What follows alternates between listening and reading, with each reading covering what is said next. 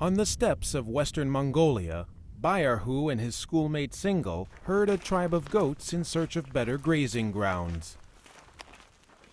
Bayarhu's family owns more than 130 animals. He is expected to play his part in tending to the tribe, especially during the summer months when the goats may roam hundreds of kilometers. Single's family are also herders, but they live in a remote region far from town. So she stays at Bayarhu's home during the school year and helps out with the livestock after class.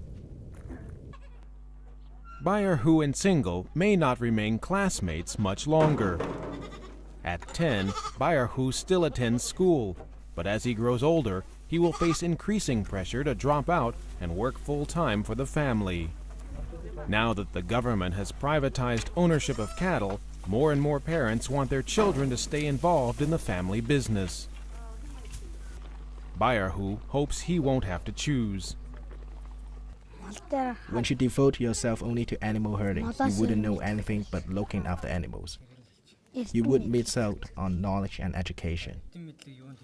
Overall, primary school enrollment is rising in Mongolia, but in rural areas, particularly in the far west, many children find it a struggle to go to class.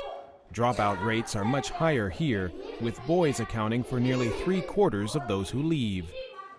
Many rural schools suffer from poor sanitation and overcrowded dormitories, further discouraging children from staying in school. So those factors really push the children literally outside the school. It is already very difficult for them to be outside their home family, and when they literally have to suffer to be able to study, very often the call to go back to their gear is greater than the call for staying in the school. UNICEF is working to improve conditions in schools and dormitories, and to offer non-formal education programs for those who cannot attend school. It aims to train dormitory teachers to better handle the needs of students, and to equip schools with clean water and sanitation systems. The goal is to help more students like 12-year-old Munkjagal, who stays at a dorm in Zavkhan in the western province of Ufs. Munkjagal wants to become a teacher, not a herder like his parents. He says the good conditions at school and the dorm make it easier to continue his courses.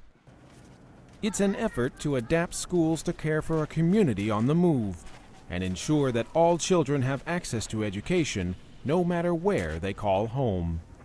In Zavkhan, Mongolia, this is Steve Nettleton reporting for UNICEF Television. Unite for Children. Can I go?